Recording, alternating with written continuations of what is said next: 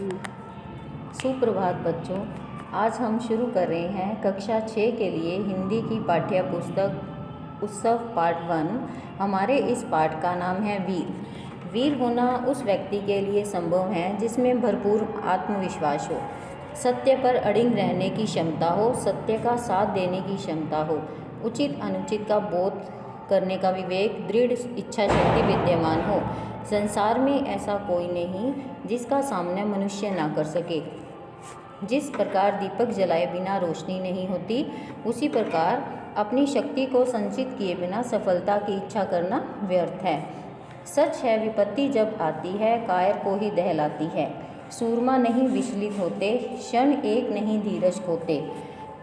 कहा गया है कि विपत्ति जब आती है, जब कोई मुसीबत आती है तो उससे कायर व्यक्ति ही डरते हैं। सूरमा यानी कि जो साहसी व्यक्ति होते हैं उससे विचलित नहीं होते और ना ही अपना धीरज खोते हैं। विघ्नों को गले लगाते, वे मुसीबतों को भी गले लगाते हैं और कांटों में भी अपना रास्ता बनाते हैं। मुँह से कभी ना उफ कहते, संकट का चरण न कहते। वे अपने मुंह से कभी भी उफ नहीं कहते हैं और ना ही संकट में घबराते हैं। जो आ पड़ता सब सहते हैं, उद्योग नित रहते हैं। जो रास्ते में कोई भी कठिनाई आ जाती है तो वो उसको सहते चले जाते हैं और अपने काम में मगन रहते हैं। शूलों का मूल नसाते, कांटों में भी वो घबराते नहीं हैं बल्कि उनका सामना करते हैं, आगे ही आगे बढ़ते चले जाते हैं। है कौन विघ्न ऐसा जग में टिक सके आदमी के मग में।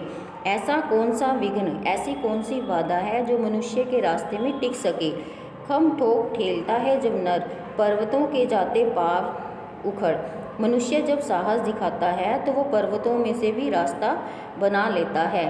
पर्वत का मतलब यहाँ पे ये कहा गया है कि पर्वतों में से रास्ता बनाने का, कि पर्वत यानी कि चाहे जितनी बड़ी से बड़ी मुसीबत क्यों ना हो, मनुष्य उससे घबराते नहीं हैं। जो मुसीबतें हैं वो सिर्फ कायर को ही डराती हैं।